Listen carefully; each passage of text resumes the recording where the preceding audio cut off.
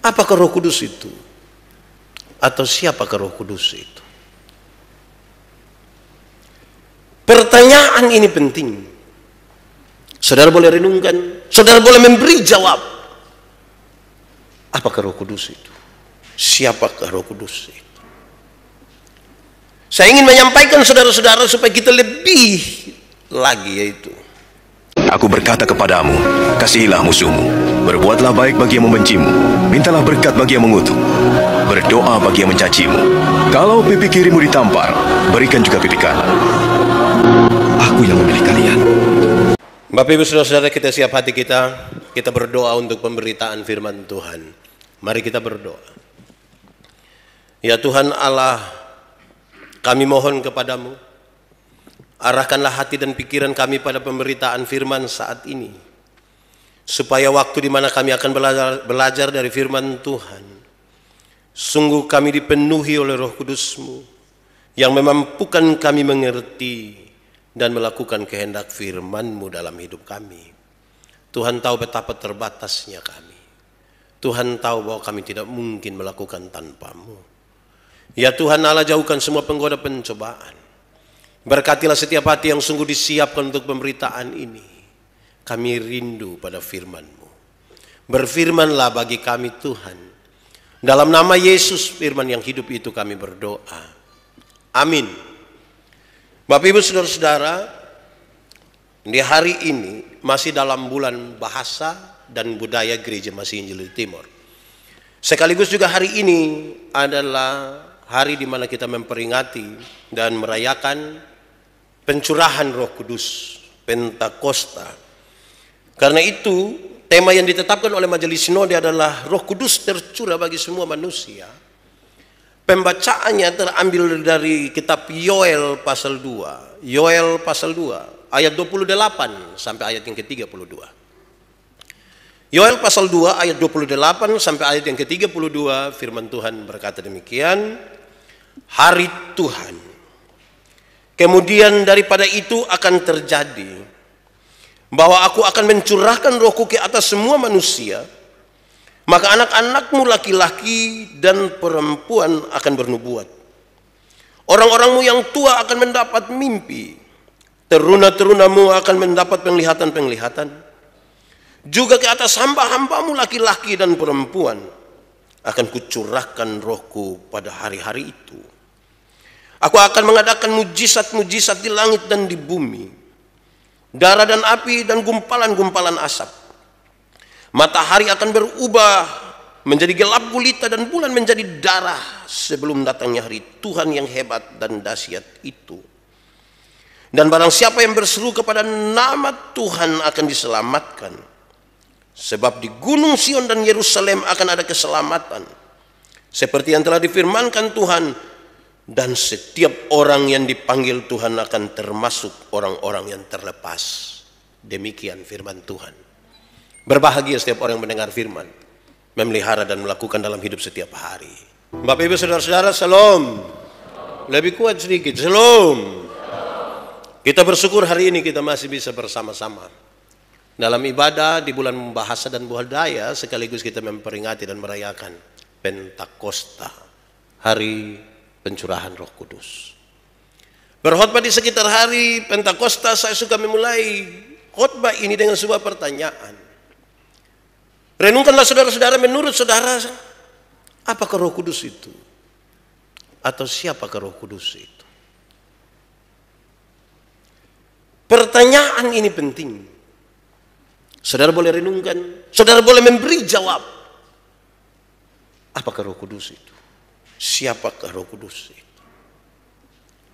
Saya ingin menyampaikan saudara-saudara supaya kita lebih lagi, yaitu Roh Kudus itu. Kalau saya tanya kepada banyak orang, menurut saudara apa itu Roh Kudus? Mereka selalu bilang Roh Kudus itu penghibur. Benar? Ya bisa juga. Tapi ada yang lebih lagi, saudara.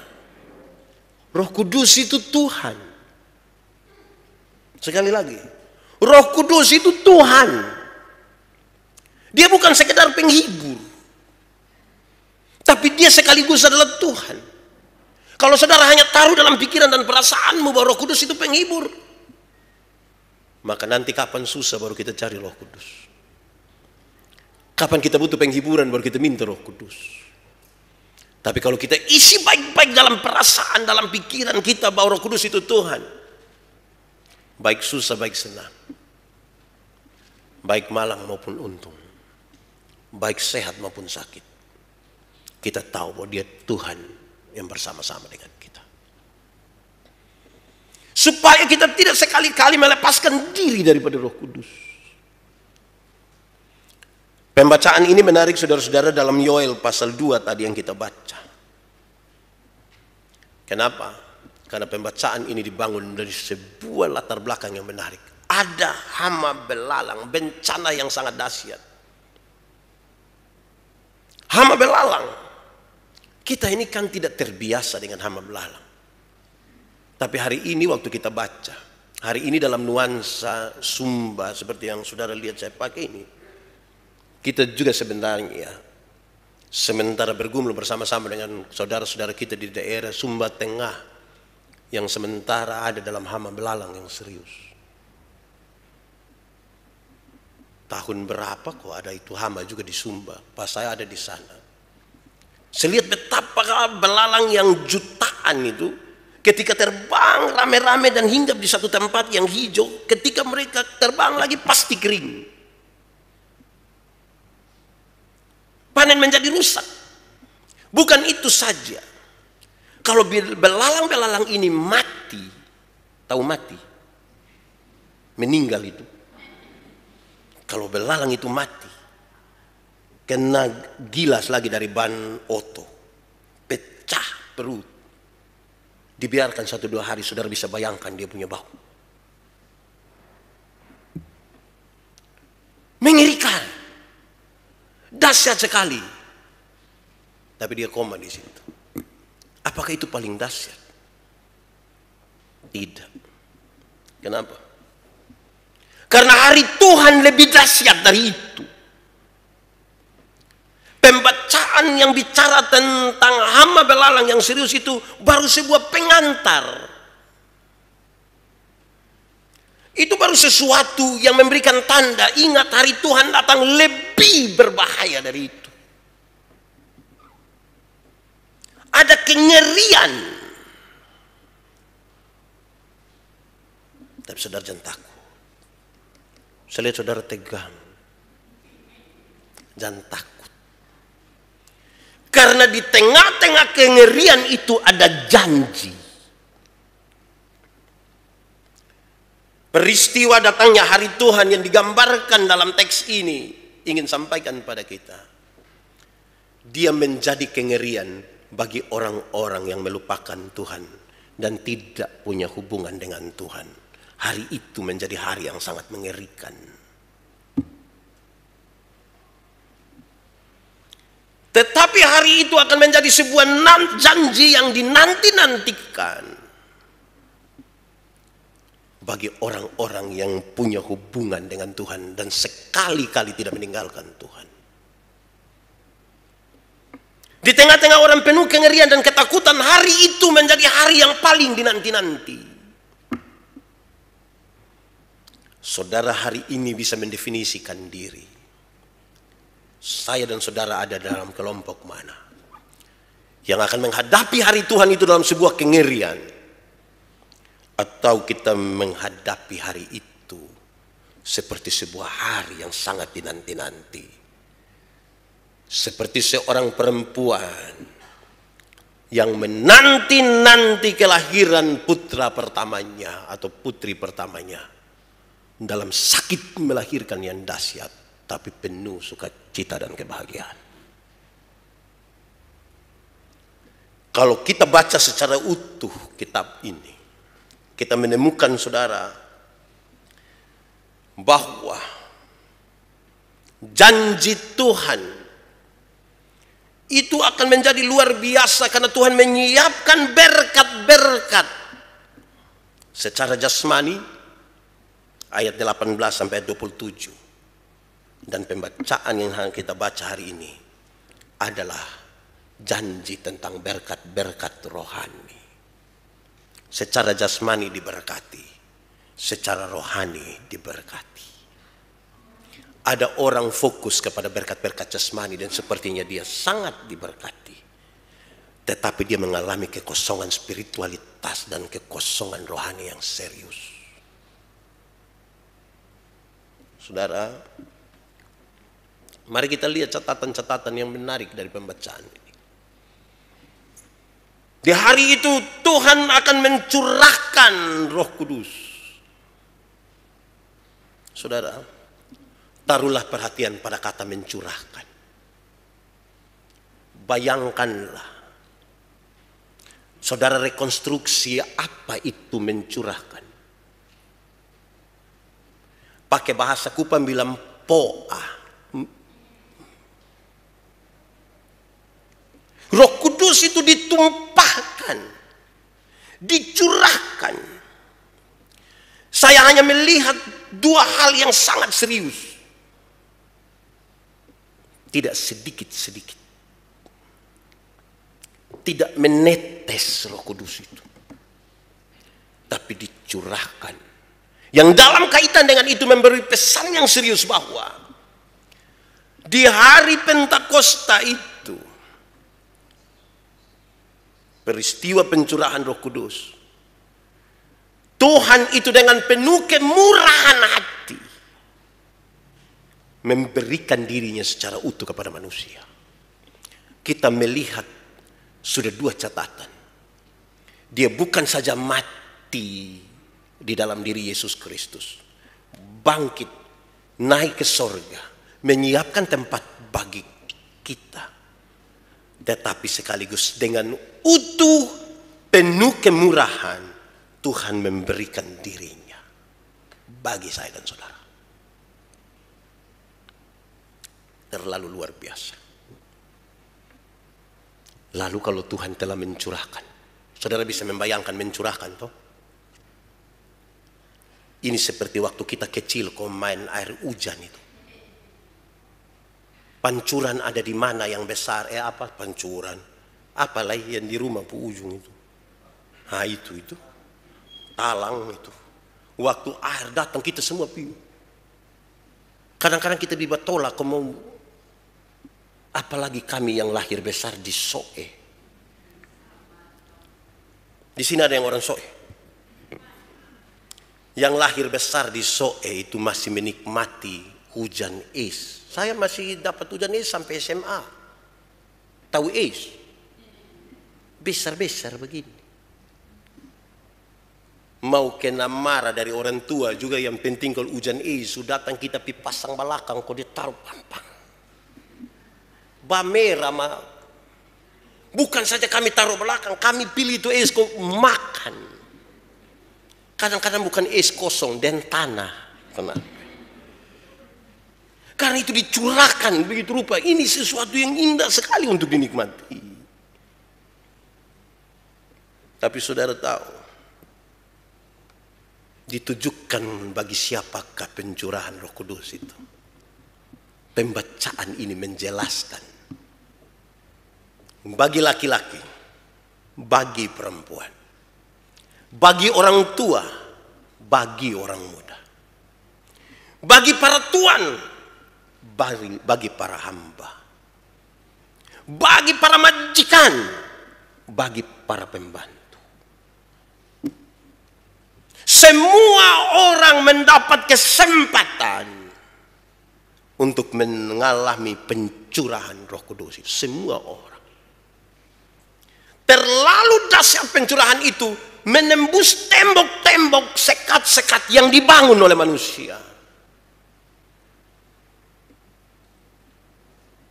Saya kira itu pesan yang sangat serius dalam konteks kita hari ini. Kenapa? Tidak ada lagi tembok-tembok yang dibangun karena kekuatan Roh Kudus yang menembus. Tapi hari ini, satu gereja masih menghakimi gereja yang lain. Hari ini, dominasi dari laki-laki masih terlihat dalam perjumpaan dengan perempuan-perempuan. Orang-orang kaya menganggap remeh orang-orang kecil dan miskin. Bukankah ini sebuah tantangan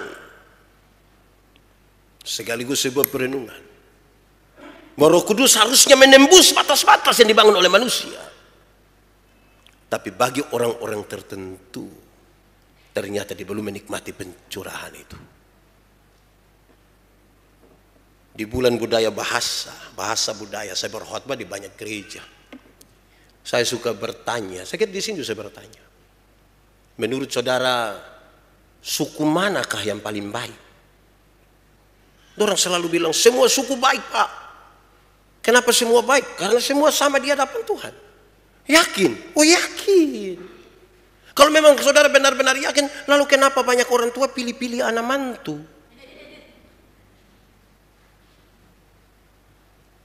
Seolah-olah kalau suku ini dia lebih baik sedikit. Ada yang pacaran kita tanya, sudah. Serius nih? Iya. Siapa? Bapak po suku dong. Itu kiki agak kas turun sedikit itu. Kalau mau terima saja. Pakai melecehkan orang lain. Di sini juga ada. Saudara-saudara, memang sekat-sekat ini sangat kuat Kita butuh untuk betul-betul buka hati, rendah hati, menerima karena batas-batas ini tembus. Orang tidak akan lagi beribadah di Gunung Gerizim tempat orang-orang Samaria beribadah, atau di Yerusalem karena ada Bait Allah. Tetapi akan tiba saatnya dan sudah tiba saatnya kamu akan menyembah Tuhan di dalam roh dan kebenaran. Saudara lihat, sekat-sekatnya telah dihancurkan. Tembok-tembok runtuh. Roh Kudus terlalu dahsyat untuk itu. Saya kira ini bahan perenungan yang terlalu baik bagi saya dan saudara. Saudara-saudara, lalu laki-laki perempuan, para tuan, para hamba, para orang tua dan orang muda, kalau Roh Kudus itu sudah dicurahkan dan mereka terima, apa yang mereka kerjakan? Alkitab dalam pembacaan tadi mengisyaratkan, kalau Roh Kudus itu sudah diterima, 3 hal ini akan dilaksanakan. Mereka akan bernubuat, mereka akan bermimpi, mereka akan mendapat penglihatan. Semua golongan manusia tadi yang disebutkan, mereka akan bernubuat, mereka akan bermimpi, mereka akan dapat penglihatan. 3 hal ini adalah hal-hal yang mencirikan seorang nabi. 3 hal tadi, bernubuat, bermimpi, mendapat penglihatan. Ini adalah 3 hal yang mencirikan seorang nabi. Mari kita tarik lurus. Kalau kita semua ini mengalami Roh Kudus dalam hidup ini, semua menjadi nabi, semua mendapat penglihatan, betapa nama Tuhan dipermuliakan. Terlalu indah itu hidup itu. Di dalam rumah kalau semua bisa begitu, terlalu hebat itu. Kalau di dalam persekutuan semua mengalami dan menikmati kehadiran Roh Kudus. Saudara-saudara, dia mencatat lebih lagi. Tanda di waktu hari Tuhan itu, ada tanda-tanda di surga, tanda-tanda di bumi. Bahkan terlalu dahsyat karena matahari pun tidak akan bersinar ketika hari Tuhan datang itu.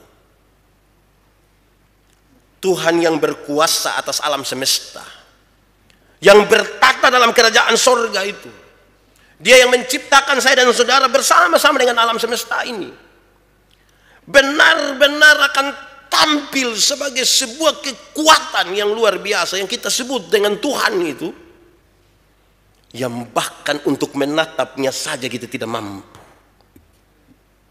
Terlalu dahsyat, terlalu kuat. Lalu pembacaan tadi diakhiri. Siapakah yang akan diselamatkan? Saya serius melihat teks itu. Dan dia bilang, orang-orang yang berseru dalam nama Tuhan akan diselamatkan. Tapi bagian yang kedua ditambah. Dan orang-orang yang akan dipanggil Tuhan. Saudara lihat, ada semacam pembedaan di situ. Mereka yang berseru di dalam nama Tuhan, tapi ada yang dipanggil oleh Tuhan. Kalau kita bicara sampai orang-orang yang dipanggil oleh Tuhan, tidak ada intervensi apapun. Murni itu hak prerogatif dari Tuhan, hak mutlak. Dia memanggil saya, dia memanggil saudara, dia memanggil kita semua. Tidak akan ada satu orang berdiri menjadi hakim atas yang lain. Hanya Tuhan yang berkuasa di situ. Dan saudara tahu, Roh Kudus menjadi sebuah catatan paling penting apakah dia tinggal di dalam kita atau tidak. Saudara, saya mendampingi sejumlah orang, sejumlah kelompok persekutuan doa. Ada satu waktu saya bertanya kepada mereka, menurut saudara bagaimana saudara tahu kalau di dalam pendeta Yandi ada Roh Kudus? Saya mencoba untuk mengarahkan mereka bahwa untuk menilai pada seseorang ada Roh Kudus, gampang penilaiannya. Penilaiannya adalah kalau ada buah roh di dalam hidupnya. Pohon yang baik akan menghasilkan buah yang baik. Tapi ada satu orang, dia bilang kepada saya, dia bilang begini, Bapak dong mungkin tidak pernah mengalami. Tidak lucu. Dia mendengar. Bapak dong mungkin belum pernah mengalami. Tapi kami mengalami terus. Apa? Setiap kali kami berdoa dan roh mulai masuk, satu-satu dari kami jatuh. Saya kasih dia dua pernyataan. Pernyataan pertama saya bilang begini, terlalu ajaib Roh Kudus itu. Ketika dia hadir bisa terjadi sebuah manifestasi yang luar biasa. Di luar kendali kita. Saya dan amin. Tapi hal kedua, saya ingin kasih tahu Bapak, pada Bapak ini tidak ada Roh Kudus. Kenapa Pak Pendeta bilang saya tidak ada Roh Kudus? Yuk, kok Pak tidak jatuh? Kalau ukuran kita ada Roh Kudus sama dengan jatuh. Hari ini saya tidak ada Roh Kudus pada waktu saya berkhotbah tentang Roh Kudus. Teman-teman majelis jangan tidak ada Roh Kudus, ini jatuh. Saudara-saudara tidak ada Roh Kudus. Kalau ukuran kita Roh Kudus ada, itu jatuh.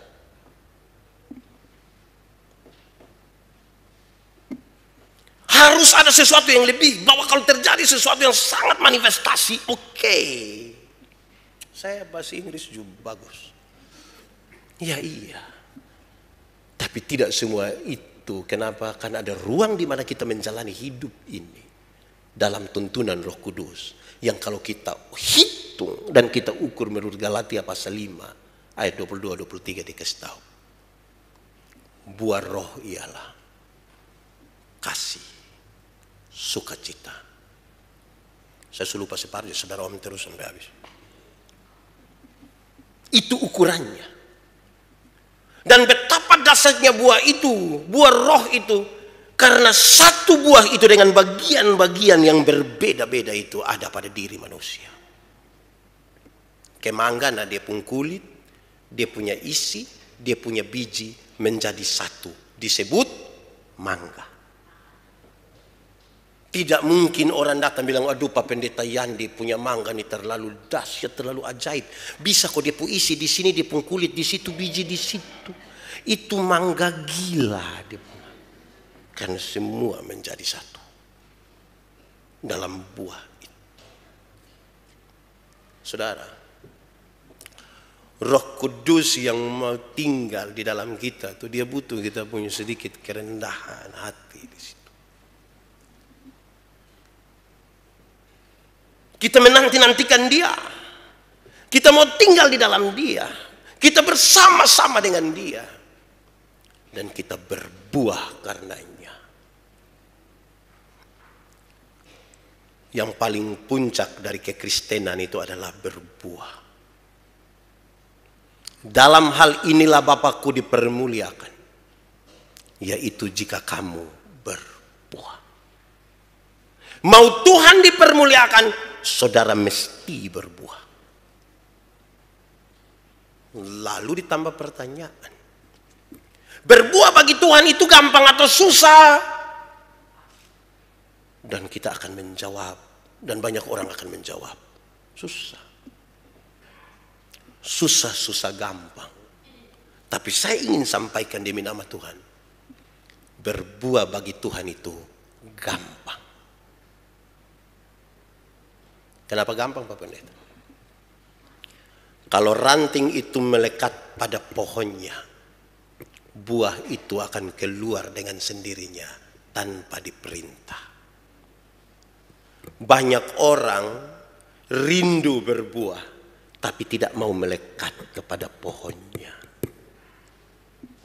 Akhirnya ada buah, tapi buah plastik.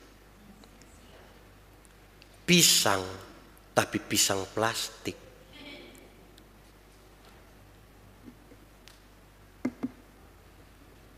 Berbuah mesti melekat. Kita menyanyi ya. Yesus pokok dan kitalah carang. Saudara tidak tahu ini lagu? Namanya nyanyi. Kenapa suruh saya solo? Yesus pokok dan kitalah carangnya, tinggallah di dalamnya. Sekali lagi. Yesus pokok dan kitalah carangnya, tinggallah di dalamnya. Lebih lagi. Yesus pokok dan kitalah carangnya, tinggallah di dalam. Pasti apa? Pastilah kau akan berbuah. Itu lagu kita kenal masih sekolah minggu. Sebelum lagu Bapak Mantu dari UIN Lasi hadir. Tapi hari ini saudara lebih hafal itu lagu Bapak Mantu daripada Yesus pokok dan kitalah carang. Ranting yang tidak berbuah digunting. Bagaimana nanti berbuah kalau dia terlepas? Ini sesuatu yang penting. Sebagai bagian di mana kita dapat dua pesan serius. Tuhan terlalu dahsyat. Dan jangan sekali-kali melepaskan diri dari Tuhan. Waktu Tuhan tolong kita, Dia mencurahkan, Dia ambil dan tumpah semuanya. Mungkin kita yang tidak sanggup untuk menerima tumpahan kasih yang besar itu. Mungkin kita bukan bejana yang siap untuk itu. Karena kita sering lari-lari sedikit dari Tuhan. Tapi tumpahan itu gambaran dari sebuah ketulusan besar, sebuah kerendahan hati dan kemurahan Tuhan. Waktu Tuhan bermurah hati dengan saya dan saudara, tidak pernah diintervensi oleh siapapun. Hanya karena kasih yang besar. Saudara mengikuti saya pimpin ibadah dimanapun. Setiap kali sampai berita anugerah, saya sulit untuk mengganti. Karena begitu besar kasih Allah akan dunia ini. Ia mengaruniakan anaknya yang tunggal, supaya setiap orang yang percaya padanya tidak binasa. Waktu kita sudah berdosa, siapa mau dipaksa Tuhan untuk datang tolong kita? Siapa yang berani bisa paksa Tuhan? Hanya karena kasih yang besar, tanpa intervensi sama sekali. Waktu kita salah jalan, Waktu kita dan kita sudah tidak sanggup lagi untuk saling memulihkan relasi kita. Siapa bisa minta Tuhan? Dalam kemurahan yang besar, dia ingin menunjukkan sesuatu. Kalau dia saja mau bermurah hati bagi kita, mestinya mereka yang dipenuhi dengan Roh Kudus bermurah hati untuk itu. Tanggal 21 kemarin saya kasih nikah, satu pasang nikah di sini. Saya tanya orang dua, kamu mau saya nikah? Saya nikah. Kamu mau saya khotbah apa? Besok harus kasih tahu supaya saya khotbah. Malam dong WA saya, Bapak, kami mau Bapak khotbah soal kasih. Saya baca pertama Korintus pasal 13 ayat 4 sampai 7. Kasih itu, kasih itu, kasih itu, kasih itu. Salah satunya ialah kasih itu murah hati. Apa itu murah hati? Penuh kemurahan dan bukan penuh kemarahan. Roh Kudus tinggal dalam hidup kita tuh, kita penuh kemurahan bukan kemarahan. Supaya menjadikan orang sadar sesuatu bahwa kalau mau baik itu baik saja, tidak boleh ada alibi. Karena ada banyak orang baik tetapi kurang ramah. Ulangi, ada banyak orang baik tetapi tidak ramah. Saudara pernah dengar kalimat, kok tidak orang biasa omong bilang begini, bab tua baik maka kalau dia sumarah. Pernah dengar itu kalimat? Atau sendiri omong? Atau itu kita sekali? Saya baik-baik maka kalau saya sumarah. Kalau baik ya baik saja, tidak usah pakai alibi. Saya kalau baik-baik, yang baik itu ada Roh Kudus. Tapi pas itu dia supindah pi seroja. Kalau baik, ya baik saja. Tidak usah beralibi. Pak Pendeta, kalau begitu Roh Kudus ada nak botonson perlu marah lah kok. Marah boleh. Marah dia pu sifat, jangan marah dia pu orang. Kadang-kadang kita marah tidak proporsional. Berulang kali saya bilang pada saudara, kalau ada orang malas, marah dia pu malas, jangan marah dia pu orang. Dia suka malas, dia sampai dia bilang, Bapak, lu sampai dia lupa muka, itu marah dia pu orang. Kita kalau tahu orang malas, bilang, kawan, kita dua bakal nanti kasih tahu beta tidak suka lu pemalas ini. Lu tahu pemalas, pamokol. Beta suka kan untuk menegur kesalahanmu aku tidak harus menjadi musuhmu toh. Kasih tahu dia begitu. Marah dia pun sifat yang salah itu. Jangan marah dia pun orang. Kita ini satu kalau bikin salah kita memang bosom keluarga. Lihat lupa mama tuh. Lupa mama tuh. Pokoknya kamu keluarga, muka kayak kamu ini semua rusak. Wih, itu memang kasihan tuh. Belum omong dia pun suku lah, dia pun keturunan dari keturunan keempat dan kelima lah. Aduh. Akhirnya ada orang yang bikin begitu di Eropa sana, kita bilang ini persis keluarga di sebelah dong. Aduh, kita ini memang sudah terlalu Roh Kudus itu terlalu luar biasa. Saya merenungkan bagian ini, saudara. Saya pikir kalau memang kita bebaskan kita pun hidup ini dan Roh Kudus menolong kita mensiasati hidup ini, betapa indahnya keluarga. Betapa akrabnya kita, betapa baiknya suku-suku bangsa. Betapa indahnya waktu kita menyembah dan memuji Tuhan. Betapa indahnya ketika kita menyelesaikan masalah. Saudara bayangkan kalau Kita di majelis, kita dalam jemaat, kita di rumah tangga, di kelompok arisan ada masalah. Dan waktu ada masalah tuh masing-masing kita dipenuhi dengan Roh Kudus. Saya bayangkan itu cara urus masalah itu kayak enak kan? Tapi bayangkan kalau pas ada masalah baru satu kiri betul. Wih, itu beta rasa ke karmana kok. Saudara ada masalah, kalau sebentar saudara butuh untuk menyelesaikan masalah, bebaskan diri dulu biar Roh Kudus kuasai kita.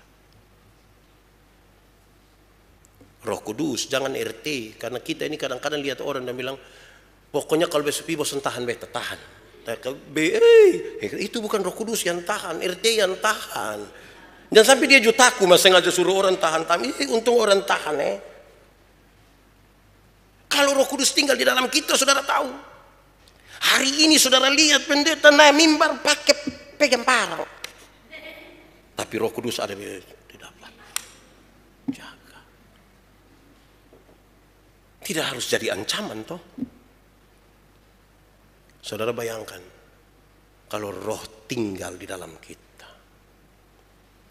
Semua orang akan bernubuat. Mendapat mimpi dan penglihatan.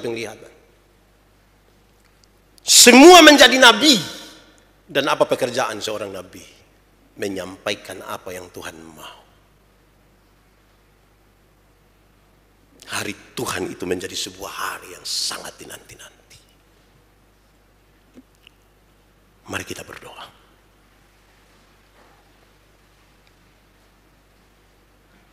Tuhan Allah, terima kasih.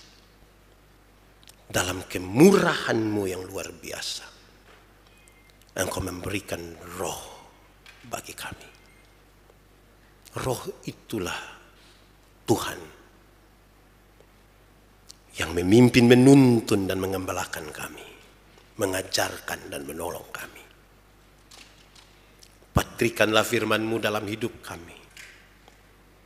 Biarkanlah kami mengikuti keinginan Roh-Mu. Terpujilah nama Tuhan. Di dalam nama Yesus kami berdoa. Amin. Aku berkata kepadamu, kasihilah musuhmu, berbuatlah baik bagi yang membencimu, mintalah berkat bagi yang mengutuk, berdoa bagi yang mencacimu. Kalau pipi kirimu ditampar, berikan juga pipi kanan. Aku yang memilih kalian.